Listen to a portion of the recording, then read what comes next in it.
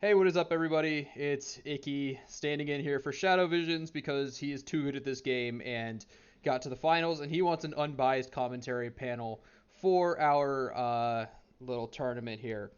Uh, I am joined today by some of our favorite guests, DK and Eguy, two chuds who did not get as far as Shadow Visions did, and therefore are qualified to talk about him. Um, yeah, either of you guys want to say anything before we get underway here? Yeah, I'm glad Yeah, to be back. we're better than Shadow Visions at the game. We just didn't make it that far. It was all luck. It was a Yeah. momentum thing. Yeah, I it didn't just have my monitor turned on. yeah. Yeah, I my eyes were closed. yeah, no, he just got a lucky bracket, that's all. That's all it was. I'm sure it was Mhm. nothing to do with anything else. Regardless, Exactly. we are here to talk today about our finals week. We only have two matches left, which is insane to say considering it's felt like this has been honestly a pretty short tournament compared to the previous years, but we are coming up on September, so let's go ahead and just get right into it. Just a quick little recap of our week 5 results before we go into it fully. We had Connie beating me 4 to 1, Endy beating Turk in a sweep, and then Connie beating Endy in the loser semis, and then Shadow Visions taking Frostfire to the losers bracket in a 4-2 win. And I will go right ahead. All right, this is my series, so I'm going to let you two talk. I'll have DK go first, or if DK, did you watch this series? Yeah, I just watched it on 2 times speed like 20 minutes ago, so I feel very prepared to talk about this. Awesome. Eguy, did you watch this? I watched it live, Okay. most of it. I'll have Eguy talk first then. What stood out to you about this series in particular? What stood out to me was it was definitely a very, very close 4-1, and it definitely seemed like momentum played a huge part in it. Now, was Connie on Europe server for Vibrancy Grounds? Yes. Can't remember. Yeah. I mean, the main game that I remember was Cascade Falls because uh, there was some really maybe unfortunate positioning for Icky, and that kind of made the difference. Both players played really, really well, but there was a lot of splitting up between the two, and that caused some dramatic swings throughout the series, not just on that map. And Treasure Box, of course, there was a very unfortunate Mega Marble hit that gave Connie an entire spawn. She was the recipient of the hit of the Mega Marbling. Um, so yeah, I think that just sort of sums up that it was a very hard fought series, and again, most of these games could have gone either way. So two very evenly matched players who have really risen to the top of the pack. I think they should be very proud. Well, thank you very much for saying I should be proud. I don't feel that way, but DK, I'm going to swing it over to you now. Yeah, I kind of agree with a lot what you guys said. In this series, is much closer than a 4-1 would indicate. Um, in a lot of the games, looking at like especially Marble It Up and Cascade Falls, Icarus took an early lead, but Connie was able to keep even with the majority of spawns and then take advantage of some lucky spawns when she got the opportunity. And so it was well done to make the comebacks for her. Just playing pretty even with Icarus throughout the entire series, and just got a few lucky breaks that helped her make some comebacks after going down early. Um, but yeah, like you guys said, a lot of these games could have gone either way. Very close matches and very entertaining series, and both players played extremely well. All right, I think that just about sums up that one. We're going to go to Endy versus Turk, which was a series that ended up not being as close as I think some people expected it. Turk had come in some pretty good form after beating John. Um, and after coming back, of course, from doing the reverse sweep against Wilch as well. Um, with that being said, Endy came out ready to play that day and took care of business. But if either of you have any particular thoughts, I'll start with DK this time. Did you get to catch this match live? Yeah, I did. I watched this one live, and it really felt like in this series, Turk just didn't have the magic that made him so good in the last couple series. He wasn't quite as aggressive with blasts. He didn't have that same speed that he had against John and Wilches. Not to say that Turk played badly by any means. It's just Endy really outpaced him in this series, and definitely showed why Endy is known as one of the fastest players that we have playing today. Hmm. You got anything? Yeah, I actually helped Turk warm up for this game, Hmm. and he was looking really, really good, much better than he did in the match, which makes me wonder if maybe he overcooked himself. He cooked too hard, and then he didn't have anything left in the tank for the match. Because if he had just sort of kept that up, then I think it would have been a closer series. But I do think sometimes he has a little bit of an issue with momentum, like losing momentum. I think in pretty much all the games, Endy basically won basically all those sort of sweep in Marble City were games that Endy basically won in like 30 seconds of just absolute explosive dominance. And the rest of the game outside of that was pretty close. Yeah. So if Turk can just avoid those, 30 seconds to a minute of completely falling apart, then I think I think it would have been closer, and I think that's something for him to work on. But yeah, I guess you're welcome, Endy. I wore him out for you. Yeah, I think for me personally, what really caught me off guard were some of the margins. I think especially Marble City caught me off guard. That's a map that Turk is quite comfortable on. A 30-point win on Marble City for Endy. While I do think he is also Marble City is also a map that Endy's quite comfortable on. It's definitely a map where I would have thought Turk's melee advantage would kind of come into play a little more. Um, that and Sprawl, of course, is one of Turk's best maps. It's also one of Endy's best maps. So just and that was ended up being pretty much the closest game in that series. But overall, I do think Endy came out ready to play that day. I think Turk kind of regressed back to the mean just a little bit here, and it kind of showed. So Huntbot did get the winner right, but it did not get the series score right. So it wasn't particularly close on it either. Next up, we Yes, have the match I that was. happened today. Um, and it was it was a 4-1 over Connie over Endy to earn the right to play Frostfire, to then earn the right to play Shadow Visions in the grand final. Now I watched this one live. I commentated on this one. Um, but if either of you two wanna, DK, were you there? I was there, yes. Guy, were you there? I was not there, unfortunately. I had my first class of the year. Ah, unfortunate. All right, I'll have DK get us started then. Yeah, this was it looked very competitive in the first few games. As you can see, the margins were very close and all pretty much hung on a couple of spawns. Especially looking at Foundry was very close throughout, and then Connie got a pretty lucky spawn in the back rooms towards the end and really swung the momentum towards her favor.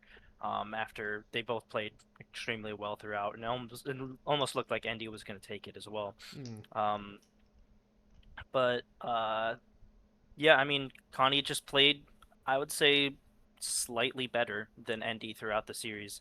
Um, Ignoring architecture because that was an absolutely wild game with some crazy spawns. The absolutely insane nuts. Yep. double blue spawned twice, and I think Endy got both blues both times, I want to say. Something like So that, yeah. so outside of architecture, and I guess um I wouldn't say the same thing about Apex. Apex was just Connie played so much better, just significantly better, and really closed out that series on a strong note. Um, uh, but throughout the first few games, yeah, Andy was playing very strong. It was a very competitive series and very fun to watch. But yeah, Connie just took advantage and made wins happen when she needed to, and then closed it out extremely strongly. Mm. Ega, did you end up being able to watch it back at all, or? I watched like a very little Okay. amount of.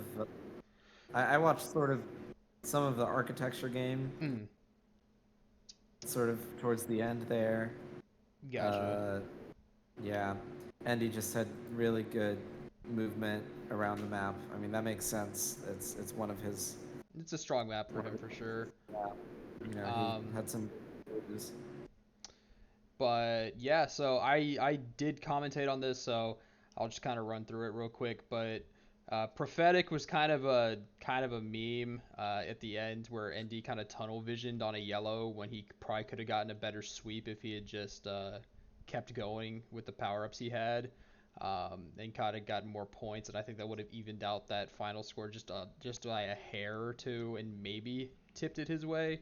Um, Foundry, DK already kind of touched on it. The ending of that game was just a disaster for ND, where it was the back spawn with all the reds, and then um, Connie kind of clears the spawn. I don't know if it was on purpose or on accident, but she clears the entire spawn. She finishes it off with the last red, and it just kind of spawns the back like red and yellow hump thing, and it's basically right on top of Connie, and there's nothing really ND can do about that. So if that spawn happened to be anywhere else, ND probably wins that game, to be honest with you, because it just completely cost him all the momentum. Zenith, ND just didn't get the spawns he needed at the end of the game, and the last few spawns ended up kind of just being all red spawns, and there was just no real way he was swinging that. Um, Architecture, we already talked about it. Apex, I have not seen ND fumble around on Apex that bad. It was not a pleasant viewing experience, but Connie did play it very well. Overall, did feel like this was such a sad 0-3 to start because it's like they were playing so well against each other and it felt like such a fun and competitive series, but it's like this should not be an 0-3 and we're gonna get robbed of having more games because of it. But um, just I wanted to be able to watch more of these two play against each other, but unfortunately, just was not on the cards for ND. Um, and Connie ended up advancing to earn the right to play Frostfire um, and the loser of that will end up being third place in the overall tournament. Next up, we do have our big boys event up in the upper bracket. We had Shadow Visions taking down Frostfire in a 4-2. Um, Definitely some interesting results, I think, with Frostfire actually taking the two maps. I would think that he is the least likely to take against Shadow Visions. Did either of you or both of you get to watch this one? Uh, yeah, I I did. commentated this one. Mm. All right. Hmm. I will let you go ahead. You have the floor, DK. Go ahead and talk us through it. Yeah, this was an absolute pleasure to watch. Just both players are extremely great at this game, and always makes for a fun and competitive series. Um, uh, Starting out on Requisite, Shadowfish just played an extremely tight game, played solid throughout, and was able to just uh marginally make uh some gains throughout. I actually don't remember this game very well. Um, yeah, just yeah, there was some like questionable defaulting from Frostfire. Mm. I do remember that kind of defaulting down in the center, like down where like the ice ramps kind of are, and so it made it kind of hard to get to the spawns and be prepared for the spawns with blast. Um, but yeah. Triple Trail was a very, very interesting game because Frostfire started out so extremely so well. It was like a 30-point lead in like a Oh yeah. minute. And Shadow Visions just did every single thing that he needed to do to make a comeback, right? He created distance. He gambled on like the teleporters going to a different island right as the next spawn was about to spawn, and it all just worked out for him. He got the spawns that he needed and was able to bring it back and tie it in the last second. So, uh, yeah. Playground was just absolute dominance from Shadow Visions. Just played everything so well. Um, and the score really shows that. Um, Especially on like a map where you could maybe think that speed would be a significant factor.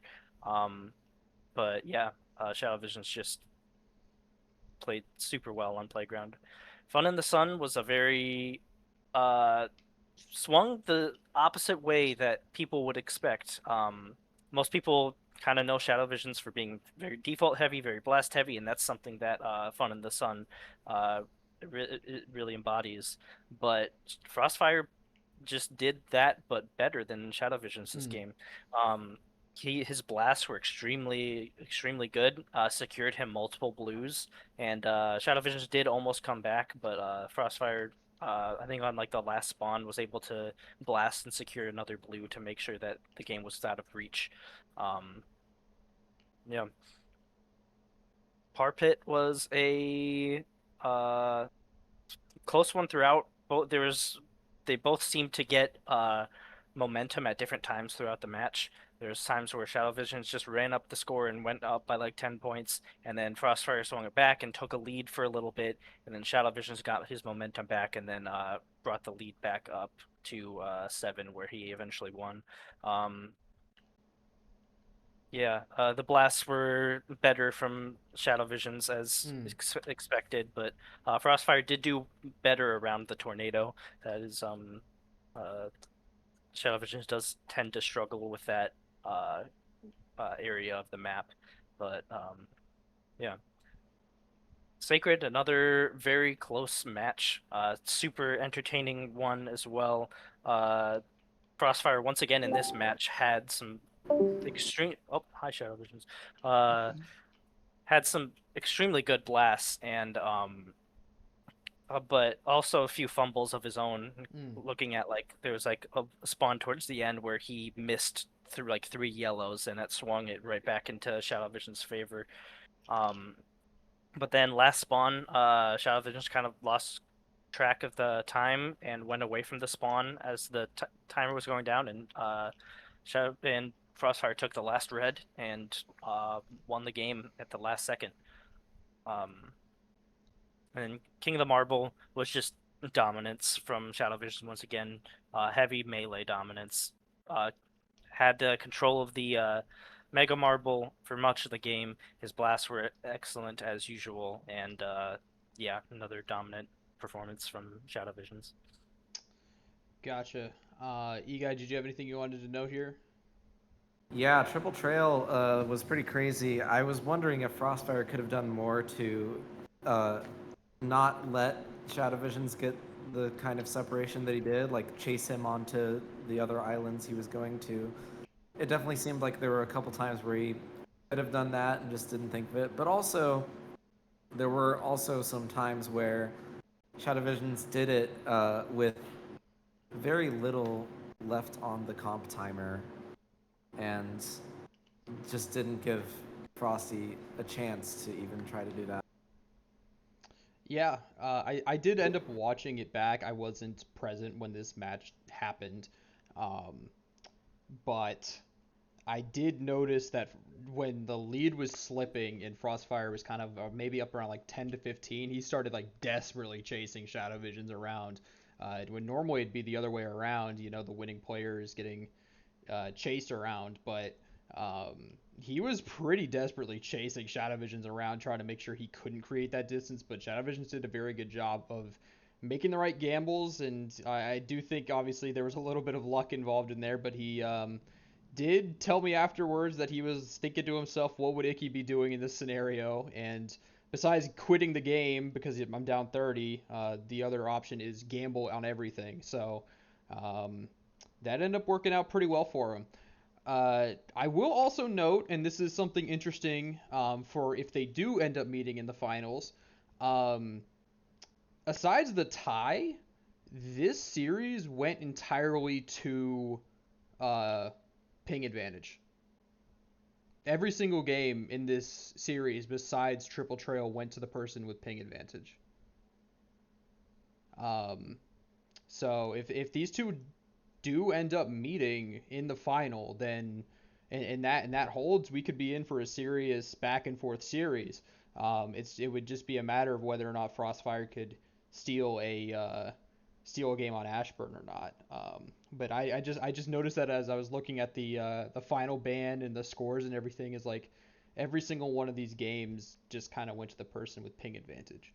So and that would have held if Frost could have held that lead on Triple Trail. Let's see what's up next. Okay, so just a little snapshot of the playoffs here as we head into the final bit. We've played 28 of the matches, got two left. 151 map plays, 51 maps have been picked. We've had 4 ties, 6 sweeps, and 5 7-game series. And then these are just the general results here. Just a little recap.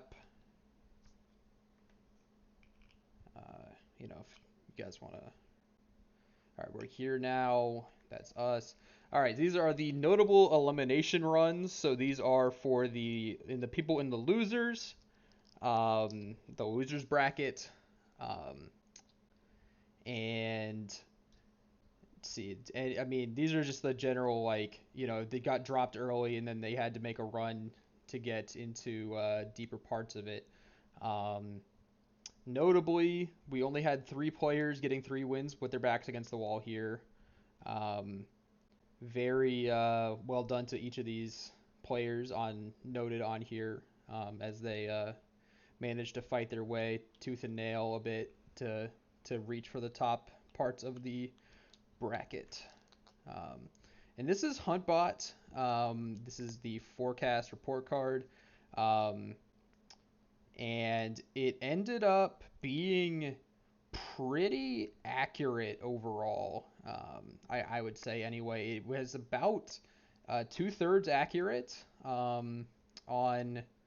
It was actually exactly 2/3 accurate on predicting the correct winners. It was pretty solid, I'd say, for predicting exact scores. And of course, it had the 9 winners picked wrong. But overall, I'd say it was pretty solid for just going off the data. These are the exact predictions that it had. Notably, 2 of Shadow Vision's in there. Obviously, he has a lot of data in the system. The rest of these were kind of just, generally speaking, the expected results. I think everyone kind of expected John to beat A Game. Maybe A Game took a game as well, and then Misty beating John 4-1 as well. Jacob taking a game off of Yeah, Eguy Jacob taking a game off of Eguy was not the definitely expectation. Especially Basin Hill. Basin Hill, maps, yeah. Mhm. That was something. I do remember that now. Yeah. I guess Huntbot saw that coming, so. Yeah, Humpbot's on a wavelength that we do not even know. But I think looking at the numbers available here, it actually got less accurate, kind of away from because it goes 5, 6, 10, 11, 13, 14, 28.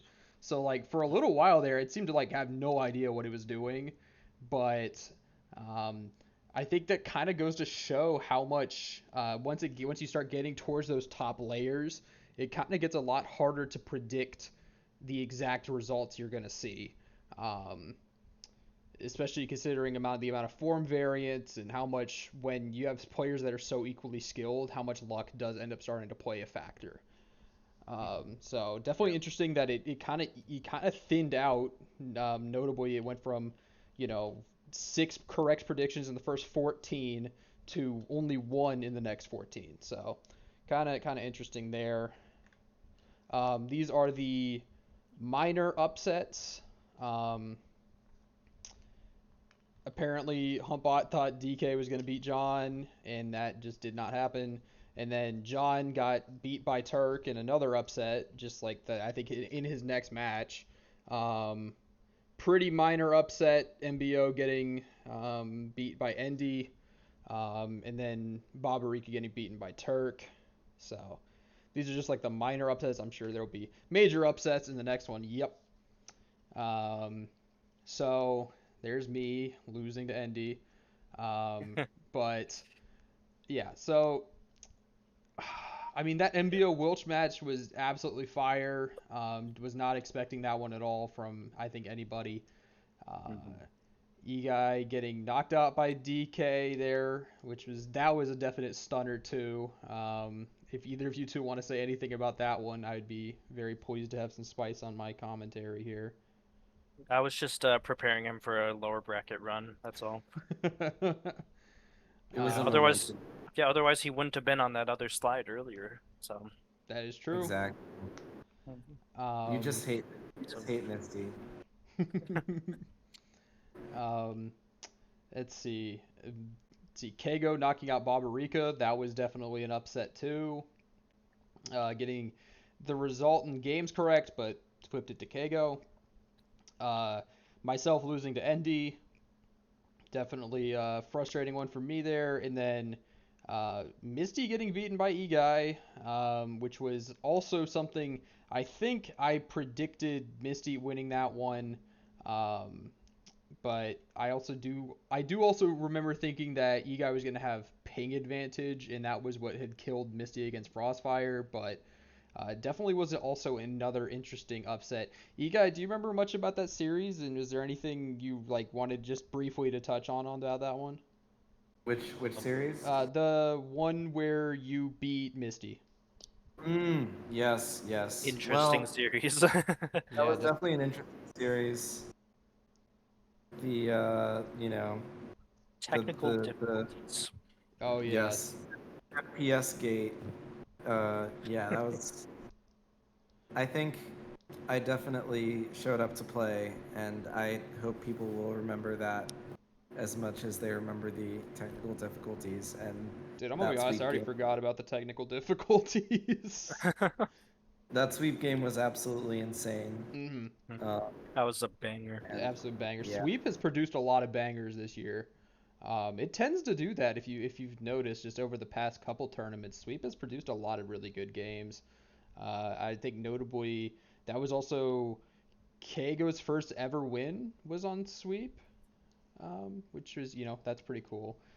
Just historically speaking, it was like a 1 point win or something like that. It was my first ever loss, so I lost to Surge in the regular season on Sweep. Yeah, that's actually who Kago beat on that map. So, so basically, Kago is better than me. Yeah, that's what I'm saying. That is correct, entirely correct. Overall, though, definitely had some pretty major upsets on the cards here. I don't know if there's any. Nope. Yeah, but definitely some pretty major upsets on here. I think out of all of these, the MBO Wilch one for sure is pretty heavy. Yeah, definitely. That's got to be the number one for sure. Absolutely, and I mean Humpbot had it at 82.2% for MBO, which is just not what we ended up seeing that day. I don't think I've ever seen Wilch play that well. So just overall really great series there. So hats off to Wilch. So we're going to take a look at the closest overall series here. So total point separation and average margin per map play. So basically it's like the total of each, and then yeah. So our number one closest match by total actual total margin, what ended up actually being the Shadow Vision sweep over Connie, which of course means that there was only a 4 game an actual pretty much only a 4 game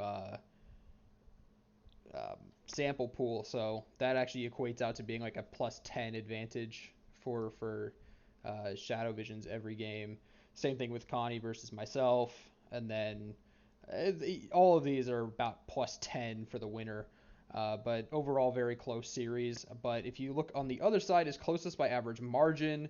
So it is the just the average out, and we do actually see Turk winning his series with a negative score, a negative margin, which is absolutely nuts to think about that he ended up winning that series and how close that series ended up being. That was a reverse sweep series, so a little bit interesting there. Any of these stick out to you guys? Uh, yeah, me and E-Guy as well, having a negative point differential. An even greater negative point differential than in the Turk Wilches series. Yeah, definitely an interesting one. Although I do But think that is left minus right, so I think that's E guy. I think it's plus 3-1 for you.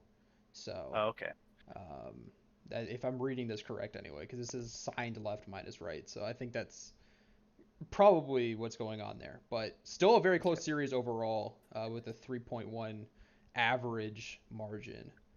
yeah. Um, Frostfire versus Mistrox definitely stands out to me because knowing a lot of people would expect Frostfire to be a lot more heavily favored in that series, and it ended up being a really close one. if I remember correctly, that series was entirely again decided by ping advantage. I think it was just 1-1, 1-1, just back and forth the entire time. So I do wonder if again that's going to loom large for Frostfire as he now has to go ahead and play Connie on Divergence ping. So that'll be interesting to look at. Other than that, I think yeah, I think that's pretty much about it. Turk Barbarica, also an interesting one. I do remember that series. Thought Barbarica had a chance because you do have to remember that was when Barbarica was coming off of taking Shadow Visions to 5 and looking very strong while doing it. So definitely thought that Barbarica was going to do a little bit better in that series. But moving on, we are at our favorite time of the uh, tournament slideshow, which is when we look at our maps played. And Foundry and Sprawl taking up the top two spots with 7 apiece, and Prophetic with 6.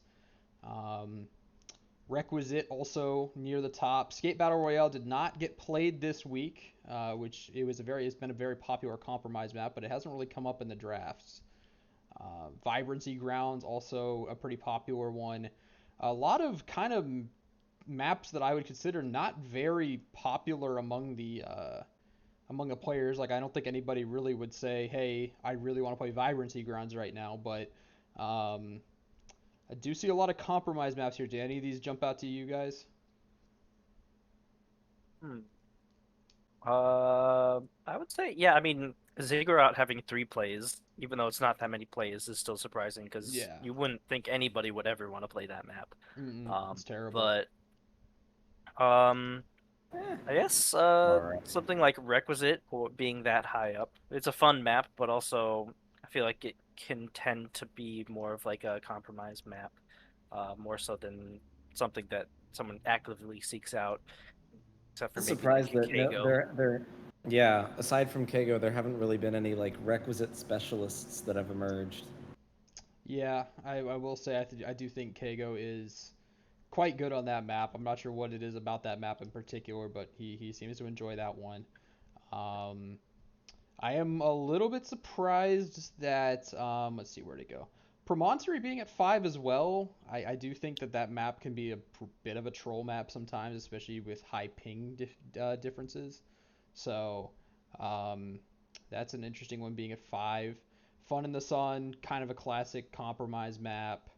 Um, well, let's see. Let's go to the next slide here. Core at 2 plays. Mac at 2 plays. Ramps. Um, let's see what else. Notably speaking, we still have not seen a single pick of Marble Land or Fractured Islands, and that likely will not As it should. change. as it should be. Oh, that means both of them are Once- getting played in the finals, right? Yeah, he absolutely, yes, that is exactly what's going to happen here.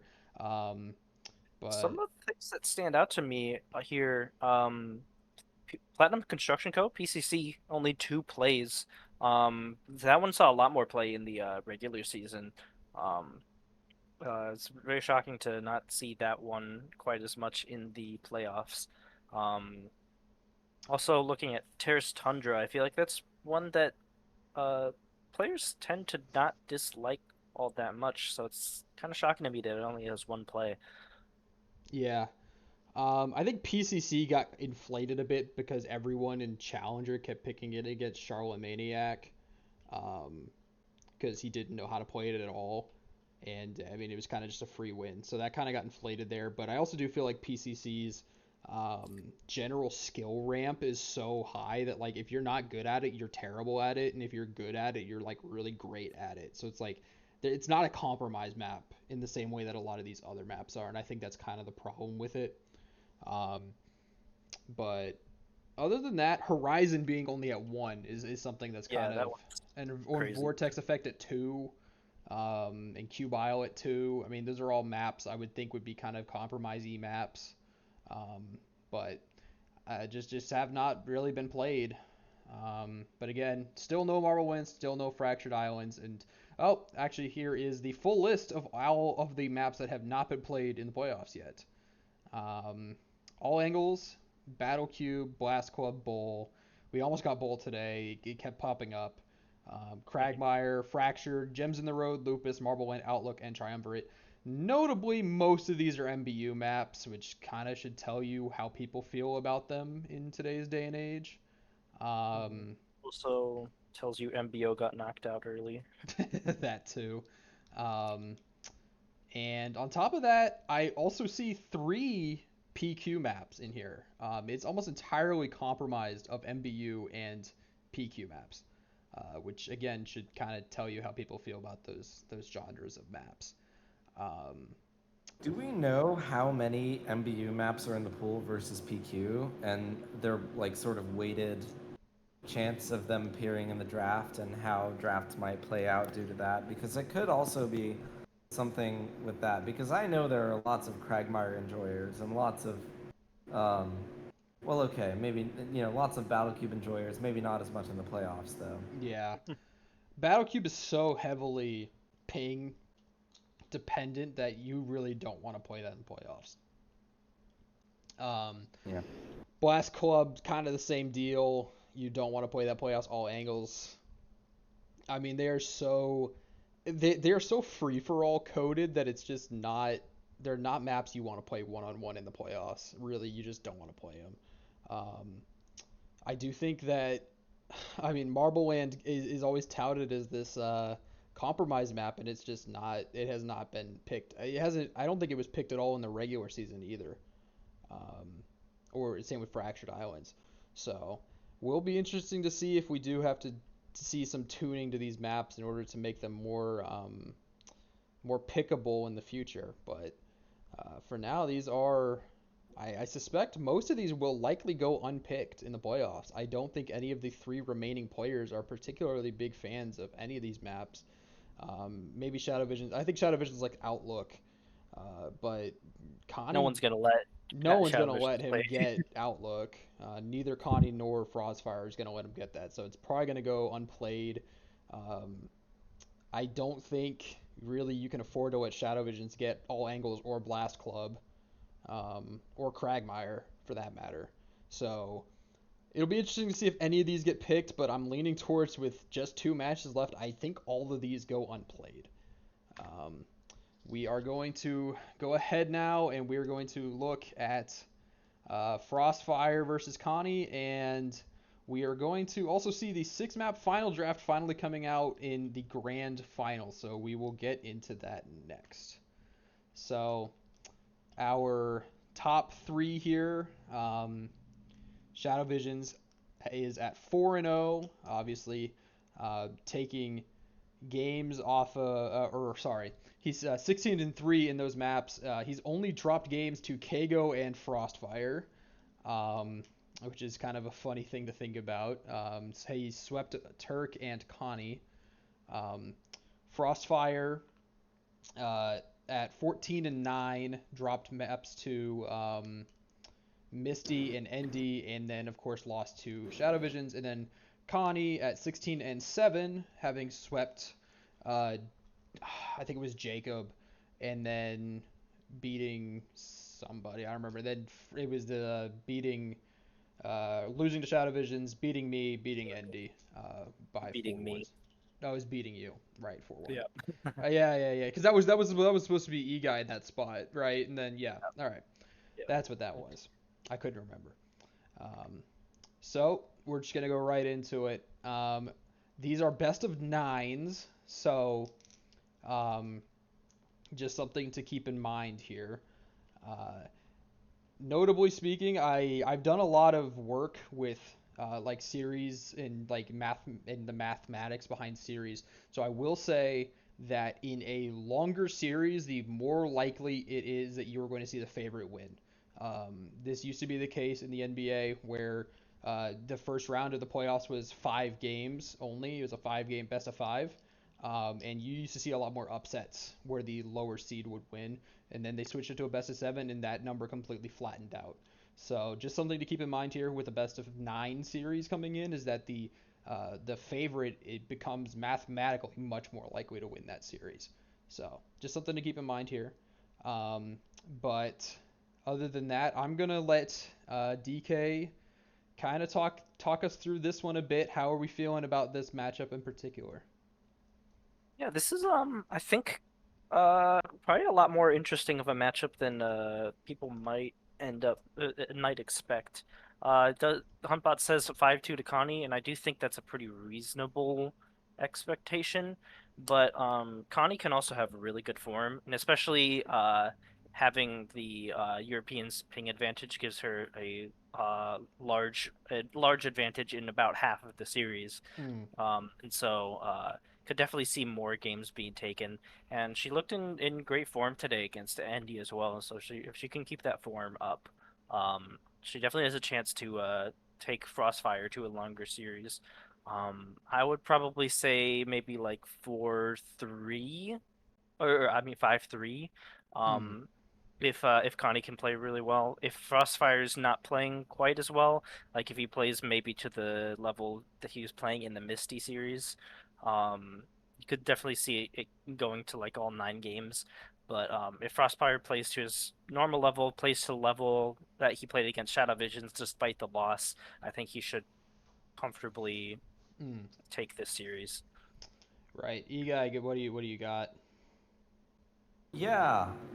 This, I feel like Frostfire tends to be a worse matchup for Connie than someone like Shadow Visions, partly because Frostfire actually does have a larger ping disparity, and I guess that would work against him too. But the thing is, they do play a little bit more of a speed style, both of them, and it could lead to a series where it's going to be very hard for Connie to win on Hillsborough with just the level of experience and level of consistency that Frostfire brings.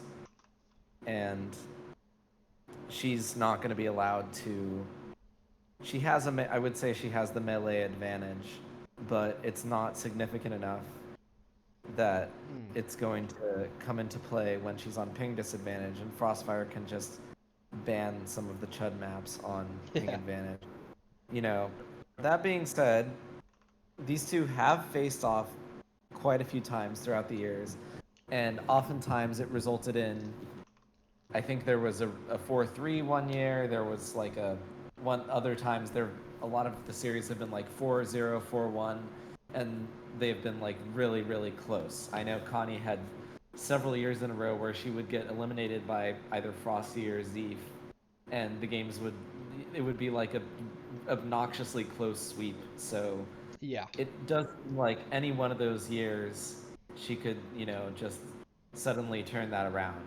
And, I could see it happen. So Gotcha. 5-2. Yeah, I would predict actually a 5-3. Gotcha. Are we agreeing with the general percentage here? 70, about a three. Frosty winning about three quarters of the time. Sure. I think so. I would maybe put it a little bit higher, Hmm. something like 80%.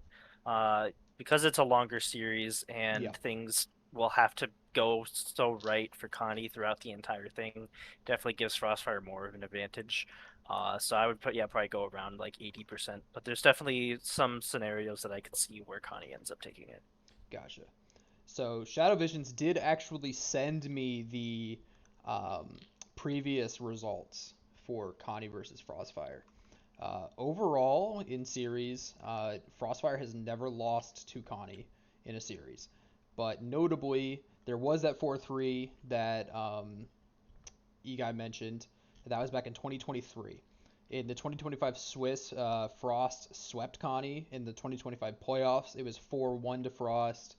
And then in the contender division this season, it was 3-0 to Frostfire. So 14-4 overall.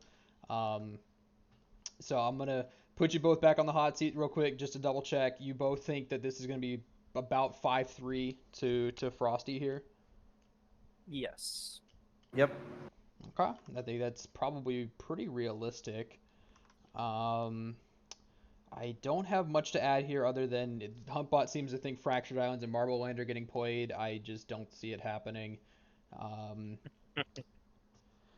but I don't even think Connie wants to play Fractured Islands. no, I don't think Connie does. I don't think Connie likes really either of her maps, to be honest with you. Knowing Um, Frosty, I think he might leave Fractured Islands for her to ban, just yeah, just to be funny. yeah, just to be kind of funny, yeah. Let's see here. And I guess my only other question, I'll go for both of you. DK, if Connie were to win this series, what would she need to do? She's gonna have to play fast and play melee heavy. I think I agree with E-Guy that I think she has a melee uh slightly melee favored over Frostfire. And especially with like Mega Marbles. Frostfire has been improving with the blast quite a bit, and I think that Connie's Mega Marbles are definitely stronger than her blasts. But yeah, so she's gonna have to be pretty melee heavy and then be on top of her game with the speed in order to match Frostfire. All right. Ega, you agree with that general analysis there? Yeah, yeah, I agree. All right. Moving on, we have our potential matchups. We only have two of them, so this should be pretty quick. If Connie were to beat Frostfire, the Huntbot has predicted that there's a about 90% chance that Shadow Visions is going to win the series between the two of them. So, how are we feeling about that? I'll have Eguy go first. You think 90% is fair? A 90% chance that Shadow Visions would win that series? I'd put it a little bit lower. I think it's obviously being very kind to Shadow Visions, based on based on his, results. I mean, he's certainly had the results, but I do know Connie can occasionally be a tough matchup for him. Hmm. Although that's not what we saw in the most No, recent absolutely not. meeting.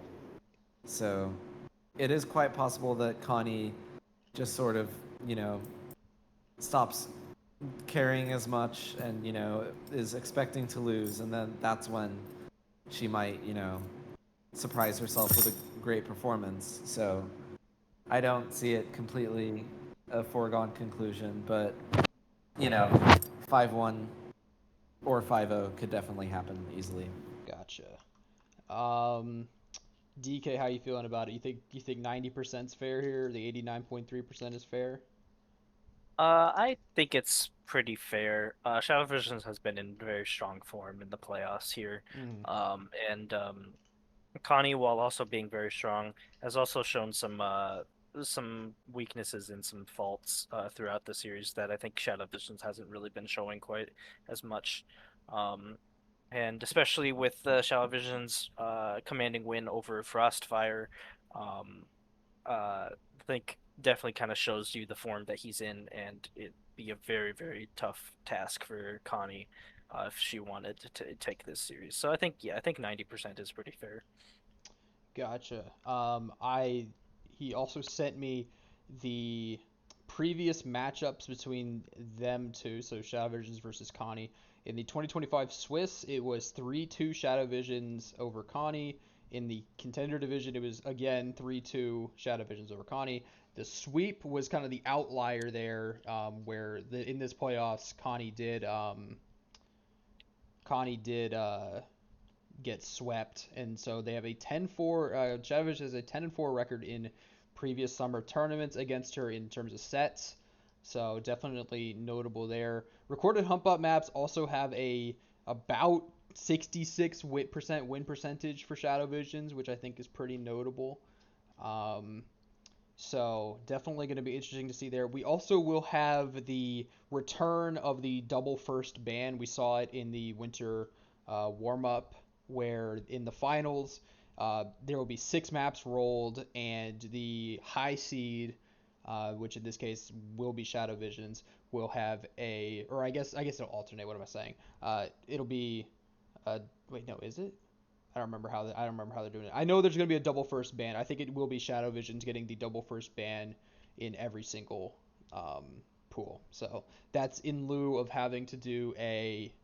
um, having to do a losers or like a bracket reset. So that'll be interesting as well to see how the 6 map pool ends up being see if that changes anything in terms of draft strategy. But we're going to move on here and see our other potential preview here, where it is projecting Shadow Visions to beat Frostfire 5-3 if those two were to meet in the final. How are we feeling about that one? I think I'd probably agree with that assessment. I think that the series could end up going pretty similar to how the series in the upper bracket semifinals went, or yeah, I guess the upper bracket finals. Um, could definitely see it being very similar to that series. Although Mm, Frostfire did show on a few of the maps that he has the capabilities to even like outplay Shadow Visions at his own game. Looking at maps like Fun in the Sun mm, and Sacred, ones that people didn't expect Frostfire to win, but he ended up winning those ones. Um, and so definitely Shadow Vision's favored for sure, but Crossfire has definitely has the ability to win games and even take the series if he plays extremely well on the day. Um, and so uh, I'd probably agree with what Huntbot says. gotcha. Do you think 5-3 is fair, or do you think it'd be more like 5-4? I think 5-3 is pretty fair. Yeah, 5-4. If Frostfire is playing extremely well, I could even see it going 5-2 to Shadow Visions as well, though. Gotcha. Like I said, I will note I mentioned this earlier in their series where Shadow Visions won 4-2. Ping advantage won every single game minus Triple Trail because that was the tie. But if that game hadn't gone to that tie and Frostfire were to have held on Hillsborough Ping, that series would have entirely been determined by Ping advantage. So just something to note there. So maybe a 5-4 or 5-3 is kind of realistic. Eguy, what do you think about these two? Yeah, 5-3 or 5-4. I think that would be fun. It would definitely be interesting to see a Frosty win. I think that um, Shadow Visions has had the upper hand in their last couple matchups, going back to last playoffs. But you know, I think Frosty was very close to pulling it out this last time. Just didn't wasn't able to secure it on Triple Trail, and then that otherwise that would have gone to a game 7. Yeah. So I think it's going to be a while.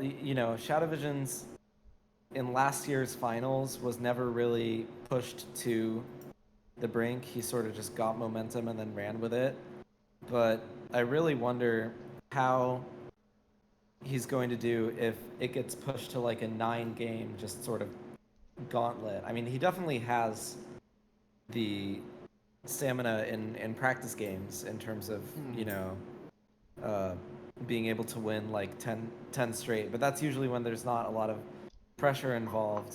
So I wonder how that's going to happen because it is definitely a marathon once you start getting into those best of 9 matches. Yeah, absolutely. You definitely start to feel that burnout effect starting to really hit. I think for me personally, it starts hitting around game 6. I'm kind of like, okay, this is a slog. Like I cannot imagine what it'd be like to play like 8 straight games. Like I think that would really actually kill me. I can imagine that. um, I played in a 10-game finals. oof. Yeah, I could never do. That'd be Down to miserable. the randomizer picking one of my worst maps and my opponent's best. So Awesome.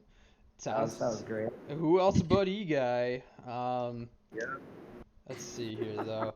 In the past, so they've played 4 series against each other in the previous summer tournaments. 2025 Swiss, it was Frostfire winning 3-2. In the 2025 playoffs, Shadow Visions won 4-1 with a tie. And then in Contender this year, Shadow Visions won 3-0. That was at the beginning when Frostfire was playing uncharacteristically. And then in the 2026 playoffs, obviously just happened. Shadow Visions won 4-2 with the 1 tie, so 13-6 in favor of Shadow Visions with the 2 ties. So definitely a close matchup. Are we thinking 2/3 over here, 67.7%? You think that's pretty realistic for what we're expecting here? I'd say yeah, I think so. Definitely edge going to Shadow Visions. Mhm. Frostfire has his work cut out for him if he wants to win this series, but it's definitely not impossible. It's something he's definitely capable of. Yeah, I agree with that general assessment. Ega, you think 67.7% is fair? Sure, why not? Okay. I want to get you guys on record. Let's go back one. So we're thinking 5-1, 5-2 is fair here, and then 5-3 or 5-4 is fair here. You guys agree with that general sentiment? I want to get you guys both on record. Yes, Okay. I agree. Sure. Yep. All right. Sounds good. We'll see how that ends up panning out. Um, so these are we've seen this every week. It's the conditional title odds. So um, obviously, this is the percentage chance to win, and obviously Shadow Visions has a 100% chance at the grand final. He's already qualified. But these are the percentage chances of each player the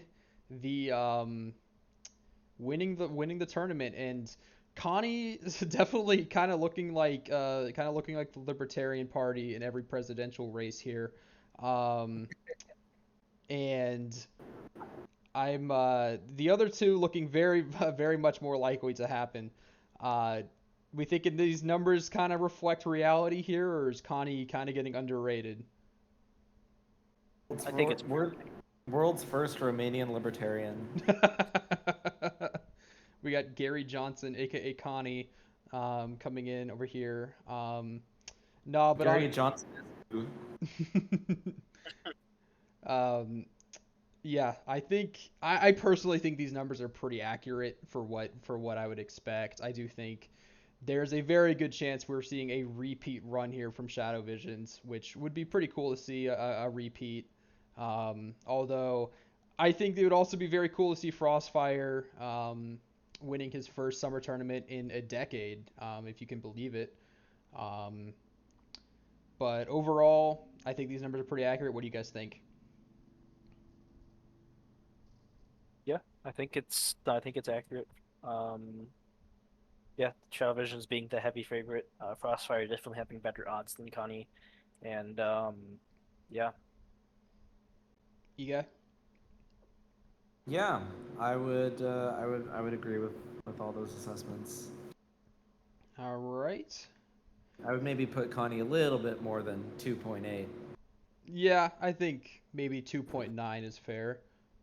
Yeah, exactly. There you go. I do think that that is the end of our slide deck, though. With that being said, is there anything else you guys wanted to say before I cut off the recording here? I don't think so. No. Okay. You got anything for us? Nope. Nope. That let's roll. Let's roll some balls. All right, we're gonna start rolling some balls real soon. Hopefully we can get these games underway because I'm real excited to see how this ends up panning out. Thank you guys so much for listening. Thank you two for coming on. No thank you to Shadow Visions for making me host for no reason. um, but thank you guys again for watching, and I hope you enjoyed. Um, like and subscribe, guys. I'm gonna steal Missy's line too. Good night, Smallville. Good night, Smallville. Good night, Smallville. Nice.